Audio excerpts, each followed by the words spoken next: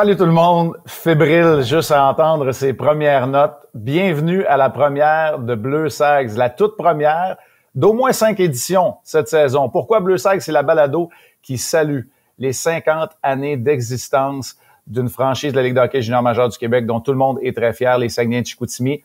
Peut-être que les Saguenayens ne sont qu'à moitié centenaires, mais ils sont fiers de leur histoire.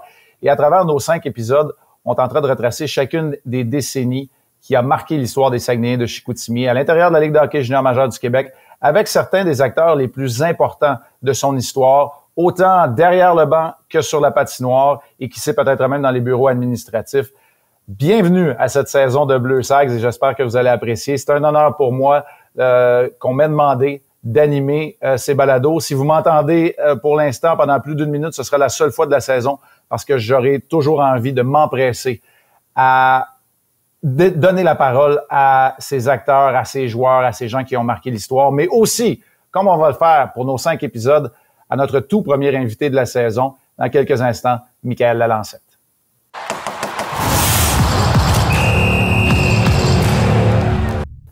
Salut Michaël, pour la première d'une décennie en 5 minutes, je suis très content de te retrouver. Merci de participer à ce projet. Merci de m'accueillir, Marc. Michaël, écoute, à tout seigneur, tout honneur, il faut parler des pionniers. Dans la Ligue de hockey junior majeure du Québec et dans cette histoire des Sags, tu es un féru d'histoire. On te connaît pour ton travail au sein de la Ligue de hockey junior majeure du Québec, ou je devrais dire pour rapporter ce qui se passe dans l'actualité de la Ligue de hockey junior majeure du Québec. Aujourd'hui, avec Le Soleil, on peut le lire dans le quotidien également à travers son travail avec les coops de l'information. Michaël, les années 70, toi et moi, on les a pas vécues, mais ça veut pas dire pour autant que c'était pas une décennie qui était très intéressante, puis tu veux commencer en nous en parlant.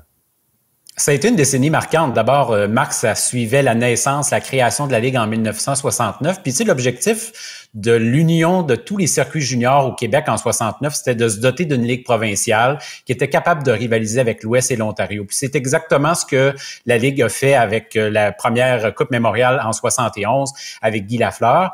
Par la suite de ça, les années 70, c'est une belle couverture du point de vue du territoire québécois parce qu'avec l'arrivée des Saguenayens en 1973 et des festivals de Hall qui sont devenus les Olympiques de Hall la même année, ça faisait en sorte qu'on était un peu partout sur le territoire. Il y avait juste l'Est du Québec et l'Abitibi qui n'étaient pas représentés. Alors, 2 équipes en Mauricie. L'équipe la plus à l'Est, c'était les Saguenayens. Le Chicoutimi était vu à ce moment-là comme une ville très éloignée. Et Hall, du côté de l'Ouest, puis Cornwall. Alors, le territoire il était bien couvert dans les années 70 et dominé par 4 équipes qui ont vraiment mis leur empreinte sur les années 70. Cornwall, Québec, Trois-Rivières et Sherbrooke. Puis les Saguenayens, lentement mais sûrement, ont fait leur place dans cet écosystème-là, notamment en faisant 2 carrés d'as à la fin des années 70. Le manque de parité a clairement, comme tu viens de le mentionner, marqué les années 70. Il y avait des buts qui se marquaient aussi beaucoup au tout début de la formation de la Ligue et à l'arrivée des Saguenayens dans cette Ligue-là. C'est incroyable. Marc, quand on regarde les chiffres des années 70, là, sincèrement, on a de la difficulté à croire que c'est la même ligue qu'aujourd'hui, là.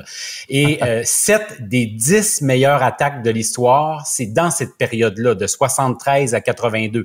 Alors, ça te dit à quel point il s'est marqué des buts à la pochetée dans les années 70. Pauvre gardien de but, t'en es un. Fait que je pense que tu as de la pitié en ce moment pour les gardiens des années 70. Et le record qui sera jamais battu, c'est celui des Éperviers de Sorel. C'est 73-74. La saison à ce que les Saguenayens entrent dans la Ligue, ils ont marqué 620 buts, Marc. Ça, juste te donner un ordre d'idée, un ordre de grandeur. Là. L'année passée, les Sea Dogs de Saint-Jean qui ont gagné la Coupe Mémoriale, ils en ont marqué 311. Alors, c'est moins de la moitié. Ça sera des chiffres qui seront jamais battus. Puis le gros trio là, qui a dominé les années 70, Pierre Larouche, Michel Desiel et Jacques Cossette, à leur 3, c'est 692 points cette saison-là en 73-74. Et les Saguenayens ont gagné une fois. Ils ont battu cette équipe-là en novembre 73. Il y avait quelques semaines à peine d'existence. Ils ont battu le gros trio. Mais juste à dire, là, d'après moi, si le match durait 5 ou 10 minutes de plus, c'était fini. Parce que Chicoutimi, avec Richard Guay devant le filet, avait pris les devants 4-0. Puis Sorel a marqué 4 fois en 8 minutes. Fait que d'après moi, si ça durait 2-3 minutes de plus, il n'aurait pas été capable de les battre. Mais quelle équipe de hockey, les Éperviers de Sorel, avec Lucien Deblois, Pierre Mondoux et compagnie. Tu viens de nous parler de certaines des plus grandes vedettes sur la patinoire, mais Michaël, les années 70 et cette décennie-là a aussi été marquée par d'autres vedettes. Elles étaient derrière le banc, ces vedettes-là, dans la Ligue de hockey junior majeure du Québec. Ils ont donné tout un spectacle, les entraîneurs de cette époque-là. Michel Bergeron avec les Draveurs de Trois-Rivières, Ghislain Delage à Sherbrooke, Ron Racette à Cornwall, à Québec, à Shawinigan, Roger Bédard, Yvan Gingras, qu'on pourra entendre un peu plus tard. Ils ont donné un spectacle, puis se sont servis de leur aura, de fort en gueule, de faire des déclarations dans les journaux pour attirer des spectateurs. Puis les billets dans ce temps-là, Marc, c'était j'ai regardé, là, entre 1 et 5 $ que ça coûtait aller voir jouer du hockey junior, mais tu en avais pour ton argent parce qu'il y avait du spectacle, il y avait des objets qui se lançaient. J'ai même vu là, dans les archives de presse, des fois, ils formaient les lumières des amphithéâtres pour essayer de créer de la confusion. C'était un peu le chaos, mais ces entraîneurs-là ont été des vedettes et ils ont vendu le hockey dans les années 70. Du côté des Saguenayens, pendant cette décennie-là, tu l'as mentionné, on a réussi à connaître des premiers succès en saison régulière, même si la plupart des saisons n'étaient pas des saisons gagnantes. Qu'est-ce qui faisait la force de la franchise et de l'organisation des Saguenayens à ses tout débuts? Les Saguenayens ont eu une mine d'or entre les mains, puis c'était leurs partisans. Parce que dès la première saison, il y avait un petit peu de scepticisme à dire, est-ce que Chicoutimi va être capable de survivre dans une ligue provinciale avec les déplacements, le voyagement? Mais ils ont été appuyés par des partisans en or. Et je regardais dans les 10 premières années, les Saguenayens ont tout le temps été dans le top 5 des meilleures foules en saison régulière. Et 3 années de suite, ça s'est jamais vu par la suite, là. Ils ont terminé au premier rang pour toutes les assistances dans la ligue.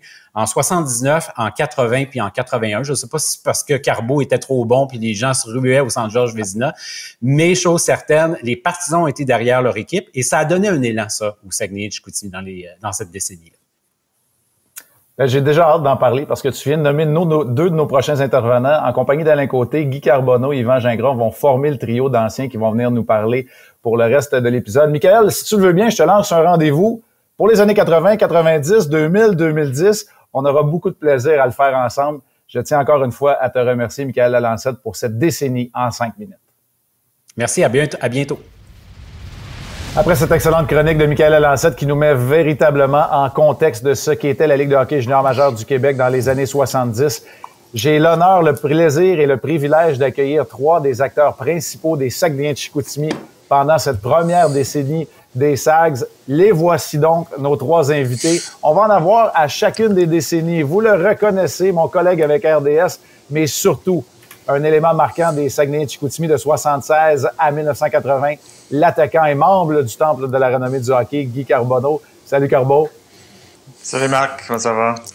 Très bien, merci. Il a été l'un des pionniers derrière le banc et au sein de la direction des Saguenayens de Chicoutimi de 73 à 78. Après un court passage à Sorel et un autre très court par la suite à Saint-Jean, il a marqué le début de l'histoire des Saguenayens, M. Yvan Gingras. M. Gingras, bonjour. Et si vous me le permettez, parce que c'est une balado, je vais vous appeler Yvan. C'est très bien. Comme on peut voir, je fais partie de l'histoire, mais je ne fais pas de la préhistoire. Pas encore. Pas encore. Et lui aussi fait partie de l'histoire, la glorieuse histoire des Saguenayens, attaquant de 74 à 77, avant une carrière de plus de 10 saisons avec les Nordiques de la Ligue nationale de hockey, mais aussi dans l'Association mondiale. Alain Côté, il est à Québec et il nous rejoint. Salut Alain, ça va bien? Salut Marc, ça va bien. Excellent. Ben merci tout d'abord de nous faire l'honneur d'être là. Puis je vais tout de suite me tourner du côté de Yvan. Yvan, les premières années, les balbutiements, les débuts d'une organisation derrière le banc des Saguenayens de Chicoutimi. Michael Lalancette vient de dresser un portrait de la Ligue junior majeure du Québec. Yvan, est-ce que vous êtes capable de vous rappeler un peu les débuts des Saguenayens, eux, en tant que tels? Parce que ça a pris quand même quelques années avant de véritablement connaître des succès sur la glace. Oui. Disons que moi, je suis arrivé en décembre 73, remplacé Germain Monger. Mm-hmm. Et les Saguenayens avaient 8 points au classement en 34 matchs. Alors, il y avait du travail à faire. Et les joueurs étaient en grève et pour faire une histoire courte, en débarquant de l'avion, j'ai regardé les titres des journaux d'un sport et on disait si j'ai un gros signe, on s'en va chez nous. Oh! Alors, et moi, Roger Roy m'avait appelé pour être entraîneur de l'équipe. Mais quand je suis arrivé à l'hôtel, il m'a dit j'ai démissionné comme gérant, on va te demander pour être et entraîneur et gérant. Alors, j'ai rencontré la direction et on a mis fin à la grève et on a commencé à jouer au hockey. Et la première partie qu'on a jouée, c'était contre le Junior de Montréal. Il y avait Pierre Mondou, Lupien, Mario Tremblay qui jouaient pour eux. Ils avaient gagné 17-4 à l'ouverture des Saguenayens en septembre. Et là, moi, je voulais pas qu'on se fasse battre 17-4. Après 2 périodes, c'était 7-2. Et les gens disaient dans les estrades, à la 3e période, ils vont se faire manger parce que hier, il leur a donné une pratique d'1 heure sans rondelle et il les a brûlés. Alors, moi, au début de la deuxième, à la fin de la deuxième, juste avant que la période commence, j'ai dit aux joueurs, écoutez, je comprends que l'autre équipe est peut-être supérieure à la nôtre, mais j'accepterai pas qu'on perde la 3e période. Sinon, les pratiques cette semaine vont être très dures. Et on avait gagné la période 2-0, ça finit 7-4, le monde était enchanté et ça a fait boule de neige. On a commencé à avoir des victoires. Et on a terminé, ce qui fait qu'on a terminé la saison, il nous manquait 1 point pour faire partie des séries éliminatoires dès la première année. Le dernier match avait lieu à Chicoutimi contre Laval et on a perdu 5-4. Et le gardien de but était Robert Sauvé et il y avait un certain Mike Bossy qui jouait pour Laval. Alors voilà les tout premiers débuts des Saguenayens. Ben, ça a quand même été couronné de succès. On est passé à une victoire de participer aux séries éliminatoires. Tu n'as pas fait la grève, tu n'étais pas de ce dernier match-là, mais tu es arrivé tout de suite après. Alain, après avoir été repêché comme défenseur par M. Gingras, défenseur, effectivement. Tu as commencé ta carrière avec les Sags par la suite. Oui, c'est ça, c'est en 74. J'arrivais du Junior B, moi, du Bas-Saint-Laurent. Je jouais à Montjoly, j'étais défenseur. J'avais eu une belle saison. J'avais été défenseur de l'année et puis recrue de l'année dans la ligue là-bas. Et puis, quand je suis arrivé à Chicoutimi, mettons que j'étais pas... j'avais 17 ans à ce moment-là. Puis, fait que là, j'étais pas des meilleurs, ça, c'est sûr. Fait que là, Yvan m'a gardé parce que j'avais un bon gabarit. Fait que c'est ça. Fait que à ce moment-là, Yvan m'a gardé. Puis, il m'a mis comme 8e défenseur. Fait que on va te garder. Puis, finalement... je me souviens pas une année, mais une game, tu nous avais réunis, il y avait moi, il y avait Serge Tremblay, tu sais, qui était 6 pieds 4 à peu près, après Jocelyn Laroche, qui était un bon gaillard aussi. Fait que là, à un moment donné, il dit, vous autres, là, vous allez jouer ensemble, puis j'aimerais ça que vous brassiez un peu, tu sais. Fait que c'est ça, dans le temps, c'est ça fallait brasser un peu. Fait que finalement, je suis le seul qui a continué à brasser parce que les 2 autres sont partis. Fait que, mais quand même, ça a été. Après ça, ça a été le fun parce que Yvan m'a mis à l'avant, puis finalement, je suis jamais retourné à la défense. C'était bien rare que j'ai été à la défense, peut-être pour tuer une punition, quelque chose de même. Mais après ça, j'ai resté à l'avant les 3 ans les 3 ans que tu m'as coaché. Fait que ça a été pas mal de fun. Puis cette année-là, j'ai fini avec Daniel Lecourt et Marc D'Amico sur le premier trio. Les autres, il y avait 125, 150 points, puis moi, j'avais 40 quelques points en arrière. Mais j'étais pas sur le powerplay. Tu n'avais pas confiance en moi sur le powerplay, je trouve. Il n'y avait pas les mains d'un gars de powerplay, Alex? Non, pas vraiment. J'ai jamais été là non plus après. Ça prenait quelqu'un pour venir avec les défenseurs. Ouais, c'est ça. C'est ça. C'est ça. En fait, il était dû pour jouer pour Québec parce que quand j'ai demandé de jouer à l'avant avec Lecourt et D'Amico, comme il a mentionné, c'est que j'étais pas satisfait d'un ailier gauche et on jouait à Québec contre les Remparts, une partie d'exhibition. Et j'ai vu qu'il faisait ce que je lui demandais, d'assurer le repli en zone défensive, pas d'avoir de 3 contre 2, de surnombre contre nous. Et puis j'ai dit, il comprend le match, il est capable de foncer quand c'est le temps d'aller chez rondelle ou pas. Alors je l'ai laissé à l'avant et je m'étais fixé de faire un second Bob Gainey avec. Il couvrait tous les meilleurs alliés droits de la Ligue, que ce soit Bossy, que ce soit, Geoffrion. Tu avais Deblois, Geoffrion, Deblois, exactement. Rouillard. Alors, même Mike Bossy m'avait demandé, lors d'une école de hockey, il m'avait demandé comment ça se fait qu'on était la seule équipe qui ne jouait pas d'intimidation contre lui, mais que c'était contre nous autres qui avait plus de misère à compter. C'est quoi votre tactique? Et moi, je l'ai pas dit, mais ma tactique, c'était aller côté. Hey, juste avant d'aller à Carbeau, vous avez prononcé le nom de Daniel Lecourt, parce que Carbeau a été une grande vedette, peut-être la première super vedette des Sags, mais la première vedette des Saguenay, le premier joueur étoile, ça a été Daniel Lecourt, qui a réussi à récolter 137 points. Après, je pense, Yvan, vous avez fait son acquisition de Québec où il jouait pas beaucoup, lui.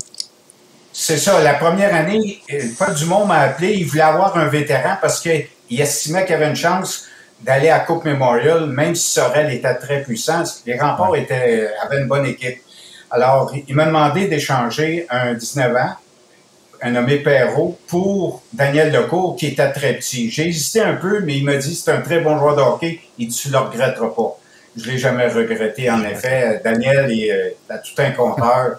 Et puis, il était pas égoïste. Il passait à rondelle avec Marc D'Amico, là. Alain qui complétait le trio. Je peux vous dire une chose, ça roulait quand ils étaient sur la glace. Carbeau, il y a quelque chose qui vous unit, Alain et toi. Tu es arrivé en 76. Alain disait, Yvan a tenu à me garder, puis il a trouvé une place, puis il a trouvé un rôle, clairement. C'est un peu ça qui s'est passé aussi quand tu es arrivé. Tu l'as su plusieurs années plus tard, mais il y avait des discussions que tu ne fasses même pas l'équipe quand tu es arrivé de cette île à Chicoutimi, Carbeau. Mais je pense que c'était plus la deuxième saison, je me rappelle bien. La première année, premièrement, c'est sûr, j'étais arrivé à 16 ans. Je sortais du midget, du autres à midget à cette île, ça devait être du C.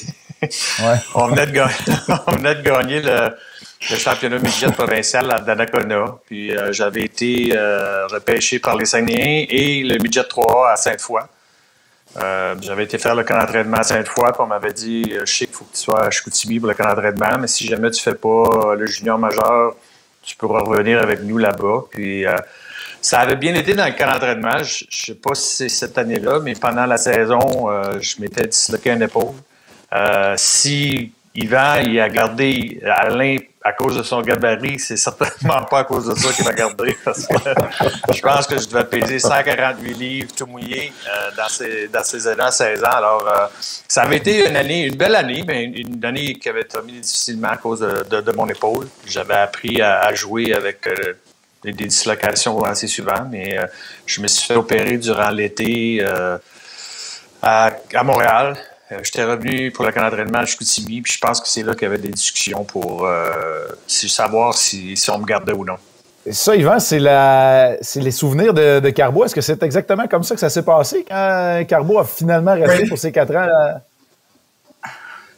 Oui, exactement. Mais moi, quand il est arrivé à 16 ans, c'est vrai qu'il n'était pas gros, mais durant le camp d'entraînement, il est arrivé à une histoire cocasse. Je faisais des exercices de 1 contre 1 pour voir le niveau d'habileté des avants, des défenseurs. Et il y avait un nommé Mark Toffolo qui jouait pour nous autres. Puis lui, il était réputé dans la ligue pour être très dur. Il frappait les joueurs à la ligne bleue comme un joueur de ligne de football. Alors, il frappait les gars à l'estomac, les gars prenaient des pirouettes. Alors, Carbeau il fait une montée, puis c'est Toffolo qui est devant lui. Et Toffolo essaye ça, et Carbeau le déjoue facilement. Guy, il s'en va au net, score.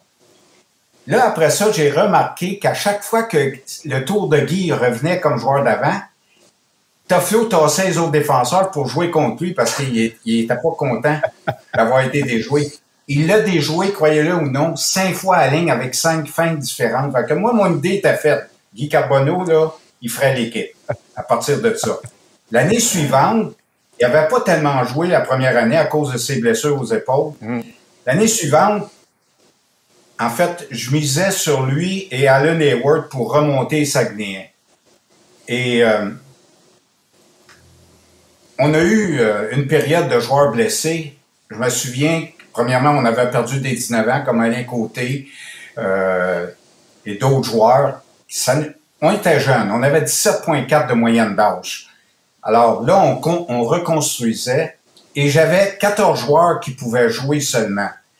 Guy était encore blessé à l'épaule et il revenait au jeu tranquillement. Alors là, la direction me dit, écoute, il faut faire des changements parce que ça ne va pas du tout. Alors, tu vas te débarrasser d'Alan Hayward, tu vas l'échanger, c'est un patineur de fantaisie, puis tu vas envoyer Carbonneau chez eux, il ne fera jamais un joueur de hockey. Alors moi, c'était pas mon idée. Et comme j'étais gérant, j'ai décidé que je ferais à ma manière. Comme on dit, moi, j'aime mieux mourir debout que de mourir à genoux. Alors, j'ai décidé que j'échangeais mon meilleur joueur en termes de hockey pour 5 autres joueurs qui étaient aucun joueur de 19 ans à l'époque et on sélectionnait pas les joueurs de 18 ans. Donc, j'avais 2 18 ans, 2 17 ans puis un 16 ans. Alors, c'est même que Guy a continué à faire partie de l'équipe et que moi, je suis parti parce que Guy continuait à jouer. Hey, Carbo, tantôt, Yvan a parlé de Bob Sauvé. Moi, je vais te parler de son frère un peu. C'est le seul qui va t'avoir empêché d'avoir remporté pas un, mais 2 championnats des compteurs. Même à, c'est quoi, 180 quelques points la deuxième fois? 182 points. Ouais. Mais il y a juste Jean-François Sauvé qui a été capable ces 2 années-là de te battre. Comment tu as vécu ça, ces courses au championnat des marqueurs-là?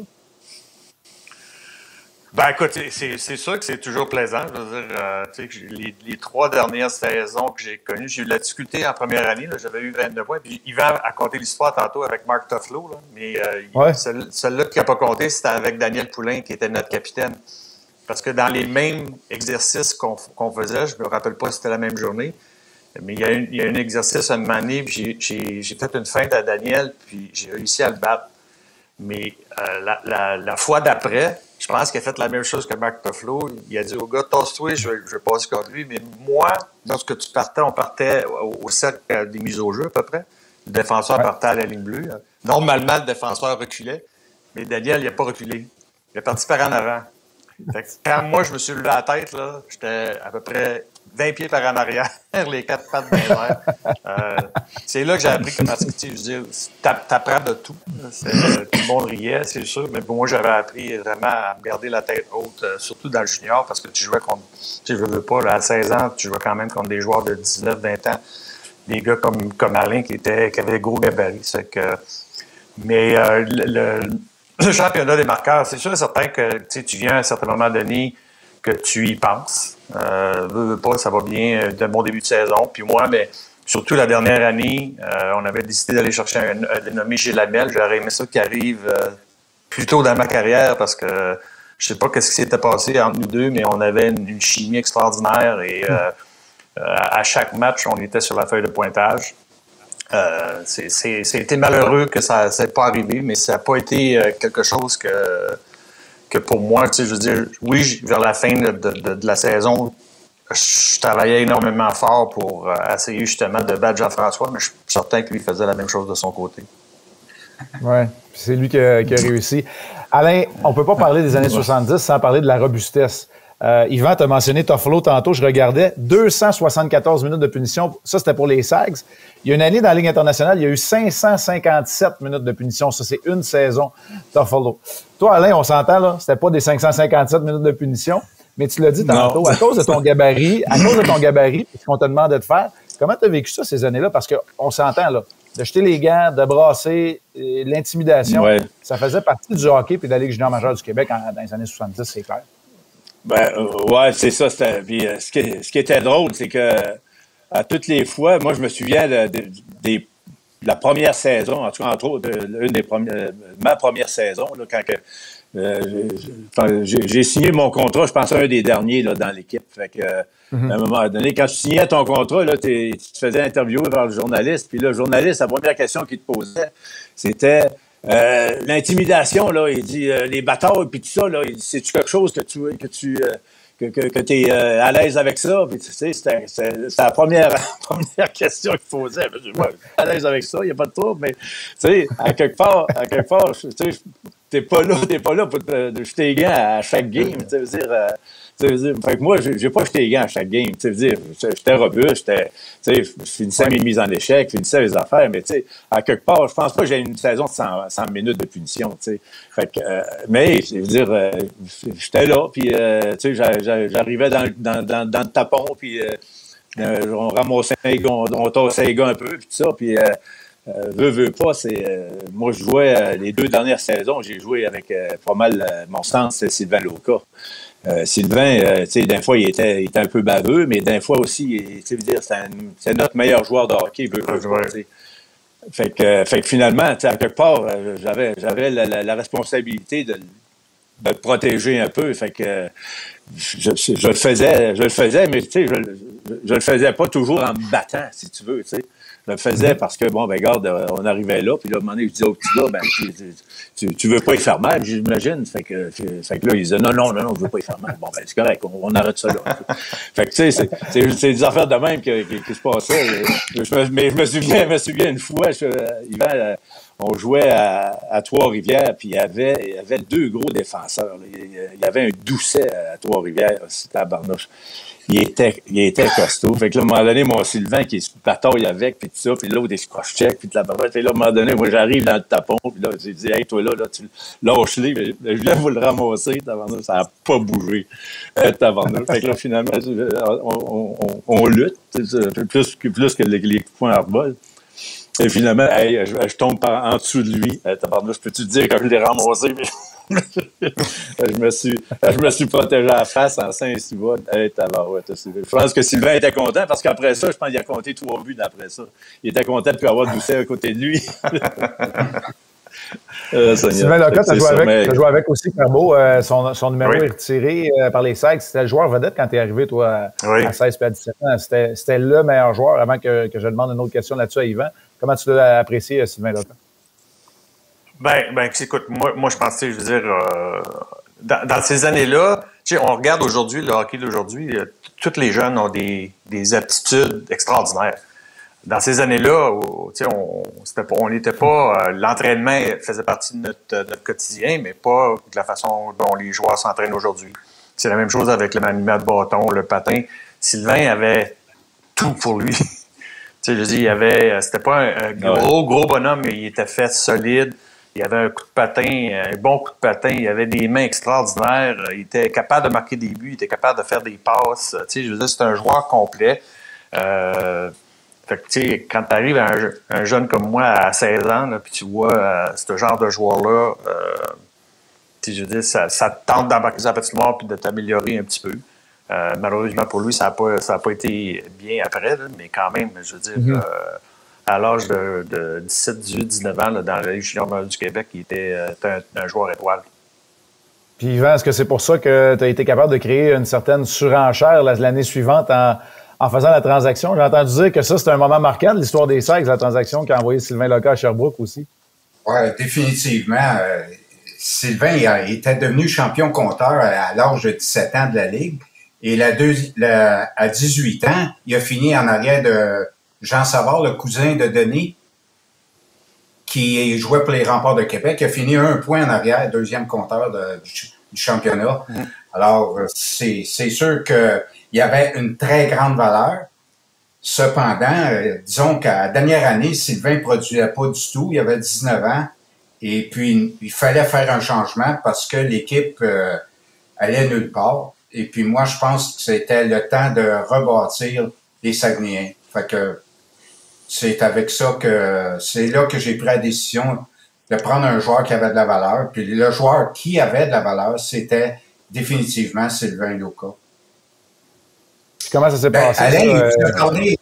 Tantôt, Alain vous a parlé qui a essayé de brasser un gros Doucet, puis ça n'a pas réussi. Mais je peux vous dire qu'une bataille à Sherbrooke qu'il y a eu, là, il a nommé Floyd Lahache qui a voulu s'en prendre à Alain. Et Alain l'a viré là, comme si c'était un petit gars de 5 ans, 6 ans. Et Lahache le suppliait de ne pas le frapper. On n'a jamais eu de trouble avec Lahache après. Oui, c'est vrai. On l'avait pogné à Sherbrooke même. Ah oui, à Sherbrooke même. C'était incroyable. C'est ça, fait que on pensait pas des enfants. Oui, mais cette année-là aussi, il y a l'avènement d'un joueur. Les joueurs robustes devenaient des vedettes aussi dans cette ligue-là. Puis il y a un certain Gaston Bérubé. Moi, j'ai entendu parler de lui longtemps après son passage, d'1 an à peine. C'était un peu... Gaston Bérubé, c'est un nom un peu légendaire, même si j'ai joué juste une saison avec les Sags. Je sais pas qui veut m'en parler. Carbo, tu réagis tout de suite? Écoute, je pense que on avait quelques bons bagarreurs, parce qu'il y en avait dans toutes les équipes, mais je pense qu'on se faisait brasser pas mal en début de saison, puis l'organisation avait décidé d'aller à l'extérieur, puis aller s'en chercher un, s'en trouver un.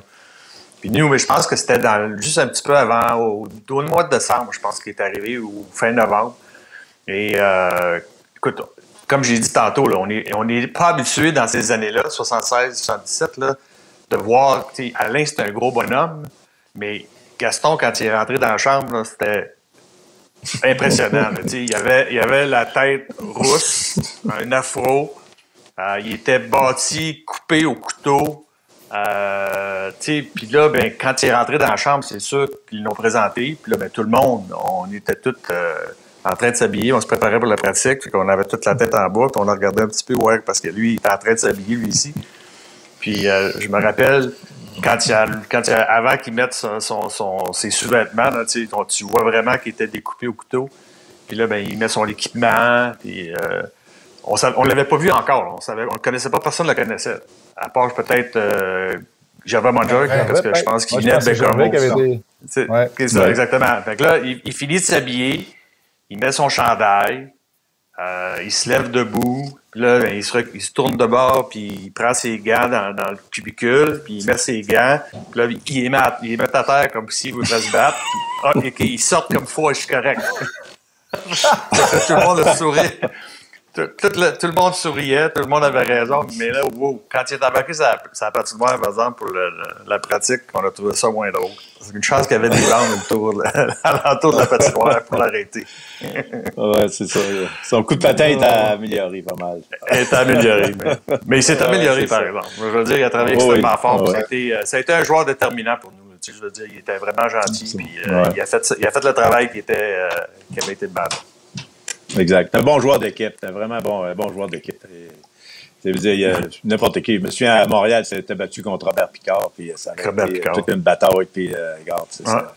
Honnêtement, là, il a été bon pour nous autres. C'est tout qu'un phénomène aussi. Là, tu sais, veux dire, lui, là, tu veux dire, avec ses pieds, ça sortait.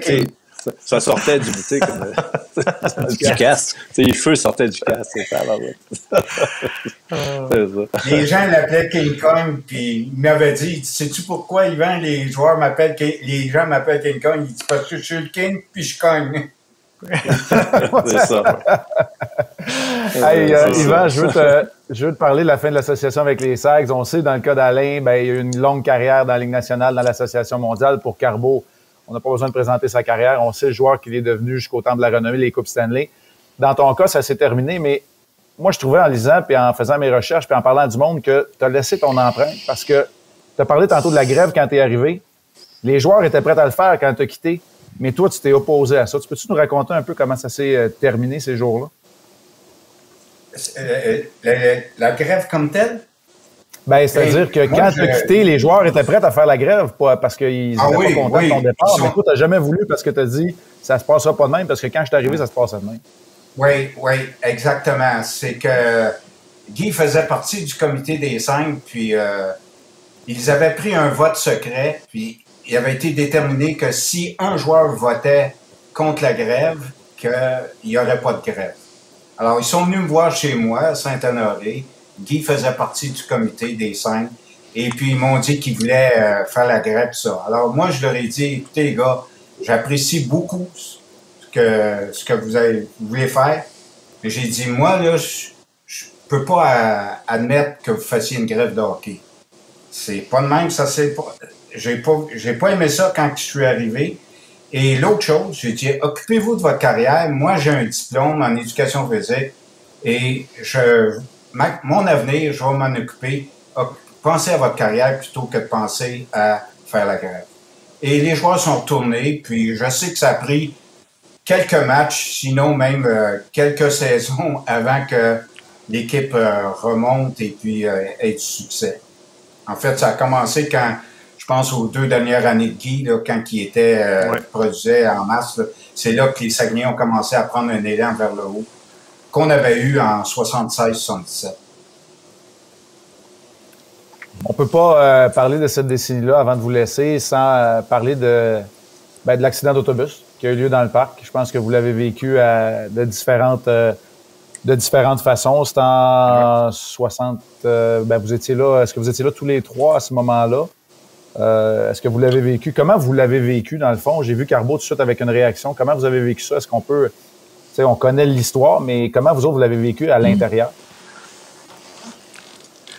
Ben, pour moi, en tout cas, c'était des moments difficiles. C'est sûr, certain que, faut pas se cacher. Là, lorsque tu commences une carrière junior, les voyages d'autobus font partie de la routine. Nous, à cause justement de la distance qu'il y avait entre Chicoutimi et le reste des autres équipes, mais fallait passer extrêmement souvent dans le parc, qui était à ce moment-là quand même une route assez dangereuse. Seulement avec 2 voies, à quelques endroits, tu avais un endroit de dépassement. Quand tu dis mettre tes pneus l'été, des pneus d'hiver l'été, pour faire traverser le parc, à certains moments donnés, il y avait des fois que c'était vrai. Alors, c'était pas facile, mais on avait quand même été chanceux. On avait des constructeurs extraordinaires. Alors, c'est sûr, certain, lorsque ça t'arrive pour la première fois, c'était un choc immense. Très difficile. La bonne chose là-dedans, c'est que les blessures étaient mineures, vraiment. Là. Il n'y a personne qui a arrêté sa carrière à cause de ça. Alors, tu sais, je veux dire, tu y penses. Les 3, 4, 5 prochains voyages après, là, tu y penses. Il n'y a pas beaucoup de personnes. Il n'y a pas grand monde qui dormait dans le parc pendant les voyages aller et retour. Ouais. Des fois, les gars... des fois, les gars, ils allaient se coucher en haut, là, tu sais, sur le... c'est ça. C'est ça. Je peux te dire, il n'y avait plus personne. Il n'y avait plus personne qui allait se coucher là. Non, c'est sûr. Non. Puis il y avait eu aussi... l'accident n'avait pas eu lieu dans le parc comme tel. Il avait eu lieu sur la 20. OK, c'est sur la 20. On s'en allait jouer à Trois-Rivières. Comme ça, c'est un autre event. Ah, c'est un autre. Oui, c'est un autre. Okay. Moi, je me rappelle aussi de celle-là de Trois-Rivières. C'était dans la série éliminatoire. On s'en allait en sortant de Québec. On venait de finir de manger à la piste de course de chevaux. Et juste en sortant de Québec, on avait eu une sortie de route. Et tu avais appelé Michel Bergeron, puis il avait dit non, vous avez peur de jouer ce soir, on joue pareil. Mais il y avait eu quelques joueurs là, qui avaient eu des coupures parce que. Mais ça n'avait pas été. On avait fini le match, je pense, à minuit le soir. Ouais, c'est ça. Il y avait eu Sherbrooke aussi. C'est ça. C'est ça. Ouais. Il y avait eu Sherbrooke aussi une année qui avait eu un accident dans le parc. Ouais. Eux autres, ça il y avait un petit. L'autre, il y a un nommé Paradis qui est mort. Oui, exact. C'est ça. Je pense qu'il avait été 2 semaines sans pouvoir jouer au hockey, les Castors de Sherbrooke dans ce temps-là. Oui. Je me souviens, on avait été au salon funéraire, justement, parce qu'on. Exact. À cause de ça. Oui. Ça, je pense que c'était ma première ça, c'est pour année les. Oui, ça, c'est en 74, exact. Ça, c'était peut-être pour une histoire un petit peu plus sombre de ce côté-là. Mais moi, je veux vous rassurer parce que ce que vous m'avez raconté aujourd'hui, non seulement, pour moi, ça me rend heureux, mais quand j'ai joué avec les Sags Carbo, on arrêtait encore à manger notre spaghetti au paddock à l'hippodrome à Québec. Fait que ça a duré longtemps, ça, avec Népé, entre autres, ces histoires-là. Fait que, il y a des traditions qui ne se perdent pas nécessairement, puis qui sont là pour rester. Hey, vous avez marqué à votre façon, vous avez été des pionniers dans l'histoire des Saguenay-du-Chicoutimi. C'est pas assez de temps, on a plein d'histoires, mais je veux vous remercier. Vous remercier pour ce que vous avez fait pour les Sags, mais je veux vous remercier aussi pour votre rapport aujourd'hui puis vos histoires. Yvan Gingras, entraîneur des premières heures des Saguenay-du-Chicoutimi 73 à 78. Alain Côté, attaquant, repêché comme défenseur. On est allé chercher comme défenseur, mais attaquant des Sags de 74 et 77. Puis Carbo, qui malheureusement, à cause de Jean-François Sauvé, n'aura pas réussi son championnat des marqueurs, mais quand même 182 points. Puis une grande carrière de 4 ans avec les Sags. Messieurs, merci beaucoup. C'est ça, Bleu Sags. Puis à vous autres, on vous dit à la prochaine. Salut tout le monde. Salut, Marc. Bonjour.